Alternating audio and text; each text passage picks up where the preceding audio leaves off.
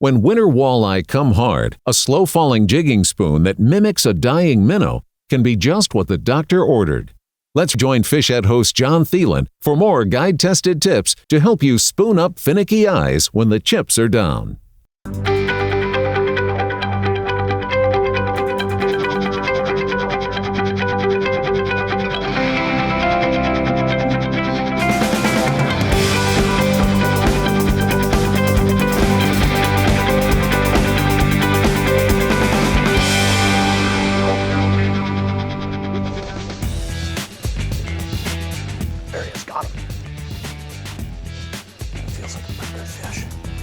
Another one down there yet. I don't think this was the only one there. I think there were actually two of them. I was thinking I had a pretty good fish down there, and I think this one is, but I think he had a buddy with him that made him look even bigger. Oh yeah, that's a good walleye to start our evening with. That's exactly what we're after tonight.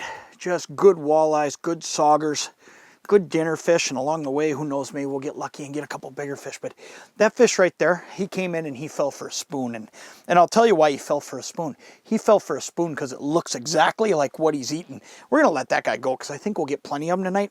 But let me tell you, there's a whole bunch of different ways to look at drop rates. And I think a lot of times when we're thinking about drop rates, what we think about right away is tungsten jigs and panfish. And we think about getting from the top of the water column to the bottom of the water column as fast as we can. I just watched a fish come up on the graph and I looked over here because I figured something was going on, and he's actually got the bobber rod. We'll let him swim with this for a second and I'll set that right there.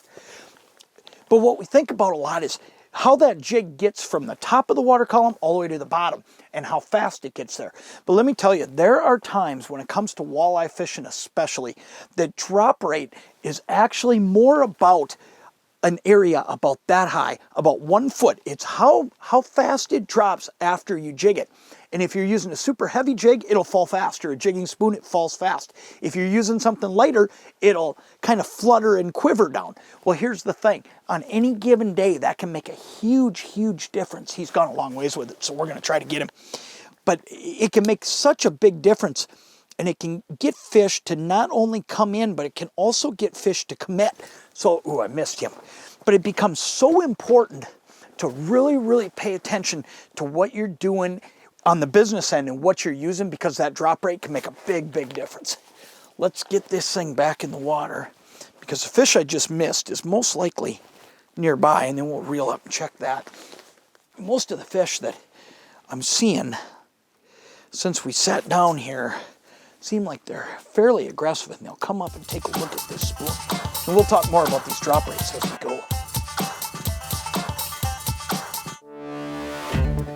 If you're like me, you've got a whole pile of different spoons in your tackle box, and you know, you go through a progression every day where you're trying all these different baits. One of the things I do though is I pretty consistently start with the most aggressive spoons I have, and a lot of times what they do is make noise.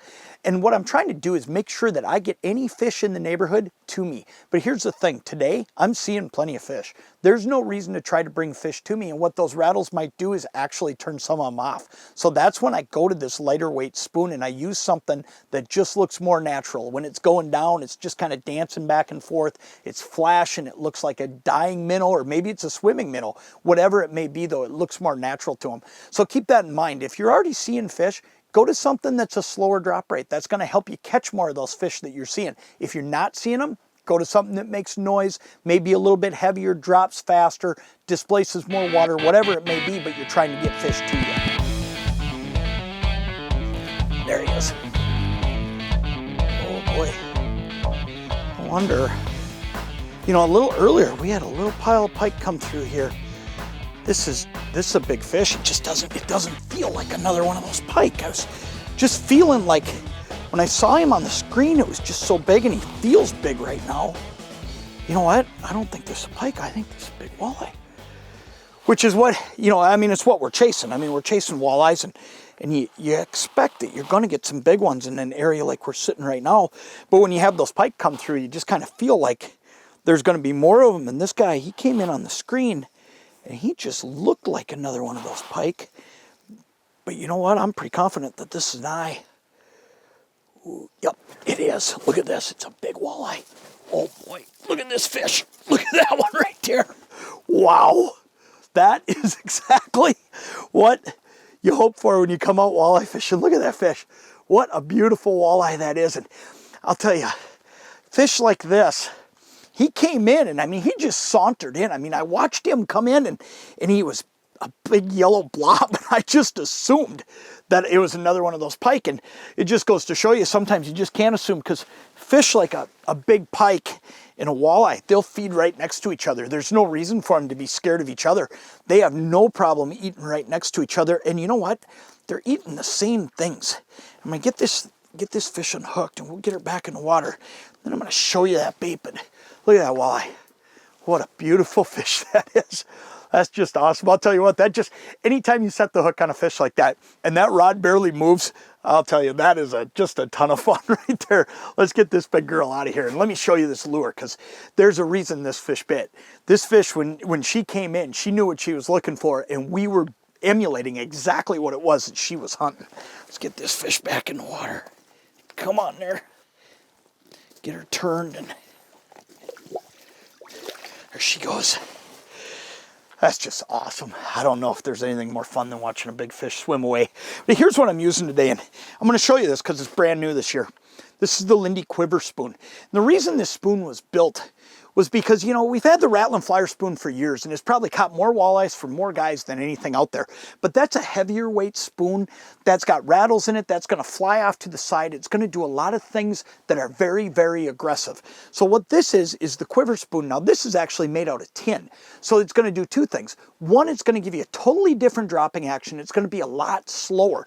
And the other thing is, because it's got that little bend in it, it actually goes back and forth like this while it's falling. And what that does is creates that constant flash, and then it also makes it look just like a minnow that may be dying and just floating down, or maybe it's a minnow swimming along. Whatever it is, that big walleye all the way to the eater size fish that we've caught today, they all attack it for one reason. They think it's the real thing. And this is one of those days with these fish meandering around, and we've talked a lot about it today.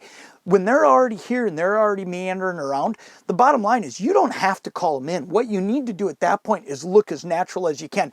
And I'll tell you, I've seen days on Red Lake, I've seen days on Mille Lacs, Winnebago, Devil's Lake, whatever it may be, where you've got to use something that is just a little bit slower action. Today we're on Lake of the Woods, and this is the exact key today. We're just slowing down, and it's that drop rate of about 1 foot. When I jig that up, it's that 1 foot drop, and these fish are reacting to it one after another here. And it doesn't seem to matter what the size of the fish are. They're all reacting to it, which tells you it looks like the real thing.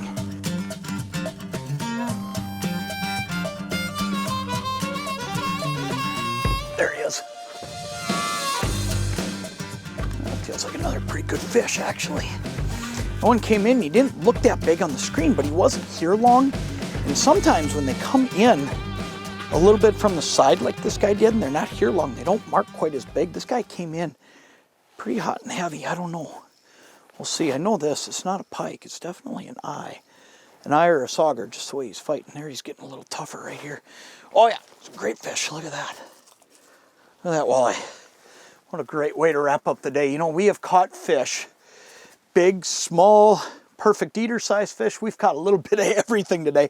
And all we had to do is make one adjustment. We just had to go to lighter weight spoons. And the minute we went to this Lindy QUIVER spoon, we started catching fish, and we caught them really, really consistently, all sizes. And here's why. We just looked exactly the way that those minnows look, that these guys right here are chasing, and they're running all over just eating. Remember that. If you look like what a walleye's eating, you're going to catch a lot of them. What a great way to wrap up the day. We'll let that guy go, but man, it's been a great day of walleye fishing out here.